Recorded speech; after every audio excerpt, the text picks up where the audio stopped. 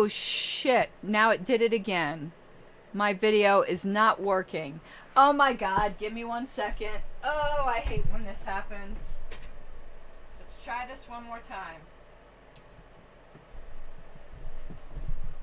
Okay. I don't know what keeps happening with my camera, but this isn't professional recording, as we can see here. And I do want to turn off the chat here for 1 second because I need to do my sponsorship. And my little, see, that goes right up there. Asteros is one of my sponsors, for which I am very, very grateful. And I'm going to do both of my sponsors this time, since this is a less controversial program. And I just stuffed my face with McDonald's and my stomach hurts. But here we go. Asteros does cybersecurity audits for your organization or your business. They will let you know how the bad guys, be they governmental bad guys or disgruntled employees or whatever it might be, trolls, can get in and wreak havoc to your electronic security. I mean, it's amazing today how much we count on that. But if you go to Asteros, but it's spelled ASTROS.com/free, they will give you a free initial surface penetration audit to let you know where some obvious security vulnerabilities you may have are. And listen, free is wonderful. I would take advantage of that. You may get pleasantly surprised, and they go, you're pretty good. But I bet you find out some surprises that you needed to know. You might not have wanted to know it, but you needed to know it. So please do patronize the organizations that support very rare content like this. And also, I haven't talked about it in a while. We do have the chat back up, but Sean Dempsey, who is on the platform committee with me, by the way, who wrote Tale of Two Brothers. I haven't mentioned this in a while because I didn't want to oversaturate, but there is never a bad time to buy a gift for the young person in your life. And this is just a great life lessons story. You can get it on Amazon or tale2brothers.com, and it's got the most adorable illustrations in it. So please do support my show sponsors. If you are interested in being a sponsor, this brings me up to the rest of my grifting. Patreon.com/Pink Flame of Liberty, my $25 a month. Sponsors get regular mentions on this show, and my $50 a month sponsors get not just regular mentions on the show, but also on my radio program, if you did not know I have, in Weld County, Colorado. All right, last thing to mention is get your decent, more than decent, excellent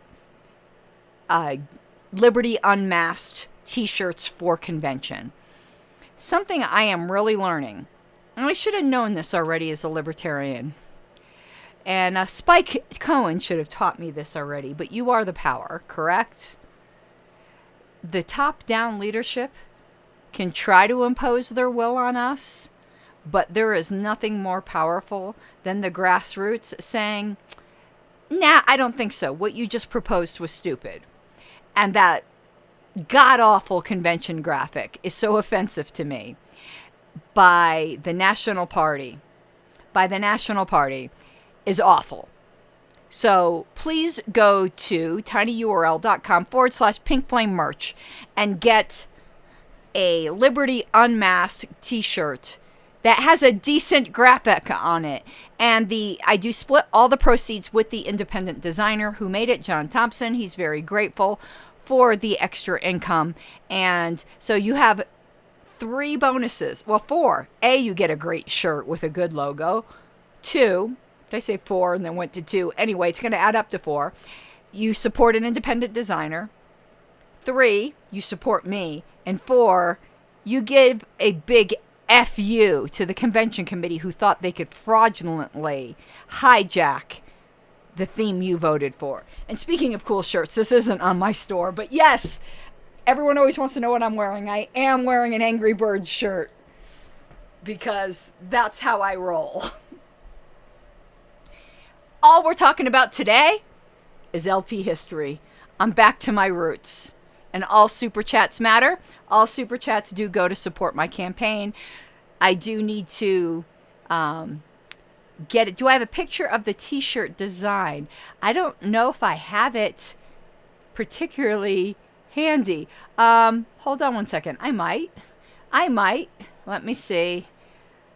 In my email, I have at least a picture of the graphic. I might not have a copy of the actual shirt here because, you know, it comes in both dark and the light version. So I'm going to download just a copy of the light version so you can get an idea, but it's also reversed that you can get it in dark. So, one second, let me put this up on the screen for you. I'm trying to go to my downloads here. Liberty Unmasked. Here we go. So that's the graphic. Let's make this a little smaller. So yeah, you can get that. Forget, you don't need my face, do you? So you can get that on a t-shirt. That's the white version. Obviously, it also comes in dark. And that is a great graphic. I'm not going to put up the graphic that the convention committee tried to foist upon us, because the last time I put it up, somebody's cat started hissing, and we don't want that. So, yes, please do support decent graphics. They could have asked the membership, but instead they decided, in case you don't know, because this just boggles my mind, when everyone voted for Liberty Unmasked, it is obvious they were talking about what the state has done to us the past couple years. You want to know what the convention committee decided to interpret it as? Gay people coming out of the closet. I am a member of the LGBT community myself. I completely support a convention theme with that, if that's what the people voted for, but they didn't. It is fraud what the convention committee did. It's offensive to me as a member of that community that they did that. So please support the independent designer and the real theme of this convention. tinyurl.com/Pink Flame merch. You'll have to go to the last page because it's one of the last designs I uploaded. But while you're there, look at some of my other designs. But this is the one I'm particularly promoting right now. All right, we are going to LP history right now. This will not be a long show. I'm just trying to get back into my first love, which is history. And I can't find where I set down here my copy of LP News, so I'm just going to have to read it on the screen. There's my furnace. I'm sure you can hear that. Let me go turn off my furnace. Furnace is off. Okay, let's go to LP history. Now, unfortunately, I am not going to be able to keep the chat up. At least I don't think so. Maybe I can make it smaller. That's not what she ever said. Let's see. If I can put it here. No, this isn't going to work. Yeah, the chat is not going to be on the screen while we're doing the history portion. I'll work on that for the next episode. It was really loud here. When that furnace comes on, it's something. But let's go now to LP News, which is what we are dealing with right now. Let me pull it up, my viewer, so that I can see it. I know you can see it right now, but I don't have it where I can see it right now because I didn't bring my printout because I'm just not that organized. All right, we talked about on the first page. Let's go, because I'm going to recap what we've done so far. We did the tax protest. We did the Royce ratings. We do spotlight on state parties. Let me take a look at this really quick and see if any of this seems familiar. I think we did.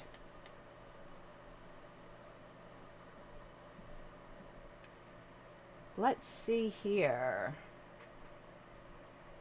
No, I don't think we actually did So let me tell you, because I don't know for sure, we are going to go to the political perspective because I know that is something we have not covered. I will go back to some of our prior episodes and see what we've covered already, because it's been a hot minute, because there's been so much LP drama that it makes me forget where we're at here. So what we're going to go to is right here, the political perspective, which is a regular column in LP News. Remember, we are dealing with March, April 1974. And there was something else I wanted to show you guys that I meant to download. Let me find it here 1 second.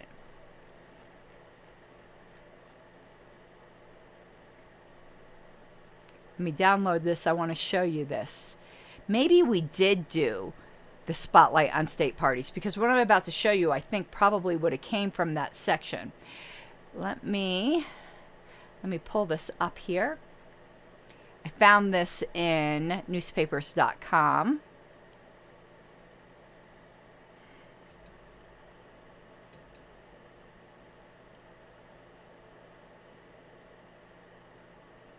Let me see here. This is one of the state chairs.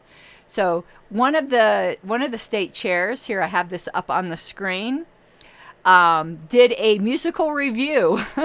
This is what was going on in 1974. Revives ancient tale of women's revolt. So it says, the state of affairs, the Invisible Theater's musical adaptation of Aristophanes. The Women's Congress will open Friday at the University of Arizona Student Union Cellar. State of Affairs is a 2,000-year-old comedy with a contemporary kick. It imagines the seizure of Athens' all-male government by women under the leadership of far-sighted Praxagora, I'm not going to, played by Kathy, is that Puscatori? And the ferocious Marina, Laura O'Shatz. The women trick their way into office by pleading the natural conservatism of their sex. Once in office, they turn the city's traditions inside out. John Bronley directs the adaptation by John Gradis and Kevin Lefebvre. And Ken, he's one of the people who were involved in the LP. That's how I found this. So I thought this was pretty interesting, of some community work that was going on by some liberty activists at the time. There is always something about Nixon in these newsletters, and that will just heat up as we keep going on through 1974. But let's just all we're going to do today is the very short political perspective to get us back in the groove of at least non-current LP drama. Historical drama is fine. And there was something that somebody had said when I had mentioned that I wanted to stop covering like the current LP stuff, because my love is history and not this modern, like, expose journalism. And somebody had said historians are the journalists of the past. And I thought that was just so cute and poignant. And so maybe there's some truth to that I'm documenting today's history in order for the future. So let's take a look at this political perspective. And as always, all super chats matter. And Dave Davis in chat was speaking of him doing his taxes. I haven't done my taxes yet because I'm terrified I'm going to owe money. I'm going to drink some soda here. Wayne brought home some McDonald's for me. I was stuffing my face right before the show. Alrighty. Political perspective. Episode 15, Scenario for a Nightmare. And this was written by David F. Nolan. He says, I'm not one of those people who is usually prone to seeing the final collapse around every corner. But lately, I've been having this terrible vision of how things might go in the next few weeks. It begins with a massive Democratic landslide in the Congressional and Senatorial races this November. The GOP is publicly conceding that they could easily lose 55 seats in the House, and some Dems are gleefully predicting 75. This would leave the GOP with perhaps 125 seats to the Dems' 310. Wow. It brings a lot of our political drama into perspective, doesn't it? And again, this is all because of Watergate. We have to remember that all of this is in the backdrop of Watergate. The economic situation worsens, and I'm making sure I have the right page up. I do. The economic situation worsens, and the unstoppable Democratic majority imposes all kinds of new controls in 75 and 76. This, of course, makes things even worse. The Democratic Party goes into its 76th convention with approximately half the delegates behind a Kennedy-McGovern-style liberal, or perhaps several, and the other half behind Wallace. Now, it turned out not to be that. Correct me, am I wrong? Wasn't that Carter that year, 76? I think it was. Correct me if I'm wrong, but I believe Carter ended up being the president at that time. Where were we at? To avoid tearing the party apart, they compromise on that great super statist Henry Jackson, who combines the worst aspects of both wings of the party. The GOP, still struggling under the burden of water closet, mounts a half-hearted campaign behind some nebbish. That's a word I don't even know. What is a nebbish? That sounds Yiddish. And the public, fed up with the depressed economy and mostly unfairly blaming it on the GOP, despite the Democrat-controlled Congress, turns en masse to Jackson while re-electing the democratically lopsided Congress. And, lo, the U.S. has become, for all practical purposes, a one-party country, with the very worst element of that party in the White House. Controls are piled upon controls. Rioting breaks out. Wow. David Nolan's being very apocalyptic here, isn't he? He's usually not like that. The National Guard is mobilized. The government takes over most of the transportation and communication facilities. Virtually everything is rationed. Well, a lot of that happened, but I remember the gas crisis. But he seems pretty apocalyptic here. And perhaps to top everything off, Jackson drags us into World War III. Well, that definitely did not happen. It can happen here. Yeah, of course it could have happened, but it didn't. I'm afraid it will, unless we can establish the Libertarian Party as a real, viable alternative to the Democrats by 1976. Wishful thinking. The GOP has had it. Even at its best, it was nothing to rave about, and it is weaker today than it has been since Roosevelt's semi-dictatorship. And if Roosevelt could take a largely free country and turn it into a semi-socialist state, I shudder to think what Henry Jackson could do, starting at a point far, far further down the road to slavery than it was in 1932.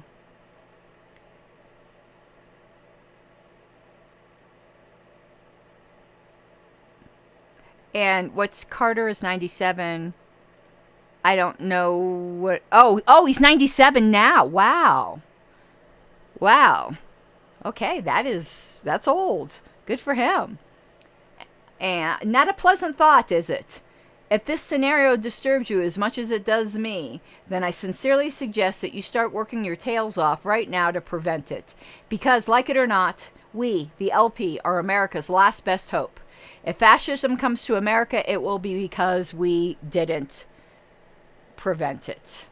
Okay, that was a sobering little episode there, wasn't it?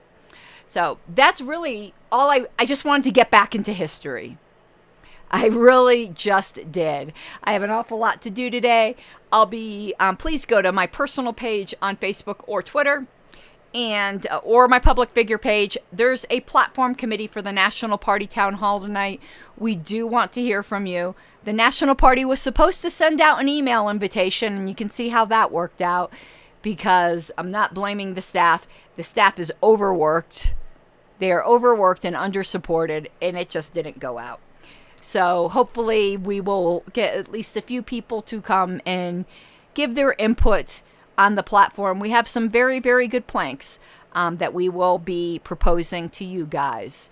And I am finishing up some work with regional formation statistics. I will be publishing that out because, of course, the secretary, the fraudulent replacement of mine, isn't doing any of the work he's supposed to be doing as national secretary, because that's what happens when you elect somebody who doesn't know what they're doing and is just basically a yes man for Whitney Bill U. Alrighty. Did I say that out loud? Yes, I said that out loud. Why don't you say how you really feel, Karen Ann Harlos, because I think you hold back too much. But yeah, if you're one of my patrons, you know we've been doing a lot of historical analysis of the 1970s. We did Fear and Loathing on the campaign trail 1972. We did January 1972. There was a book just about that month. I think it was January 73. I'm like just getting so confused right now. We just finished Radicals for Capitalism, which dealt a lot with the 70s. And though I haven't started it yet, I do hope to start it this weekend. The Problem of Political Authority, which is patron-only content. Man, I just got too much shit here. I'm sorry, Mike. I dropped your book here for a second. Robert's Rules of Order in Brief, the holy book. Okay, that is it for now. I've got a lot of work to do, but I was just so happy to get back into history and away from dumb drama. Hope to see you at the platform meeting tonight.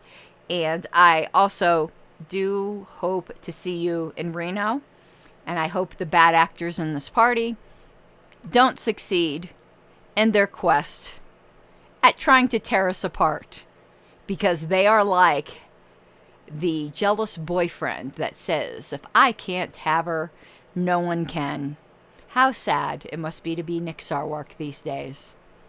All right, everyone, you have an awesome day, and I may see you tomorrow with updates from Maryland or maybe some Massachusetts updates, but it won't be in my studio. It'll be more the kind of unprofessional, just phone cam type stuff, but you guys seem to enjoy it.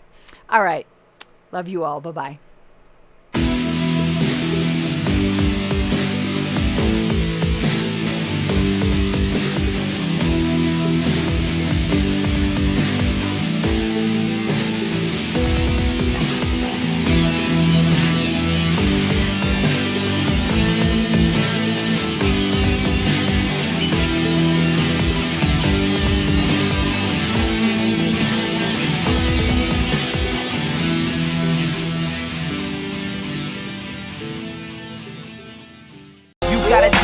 Given, that's how we live it. Don't be mad at the system, it's simply how we've existed. I hear a lot of people talking like they politicians and choose to be an accountant because it's safe in the business.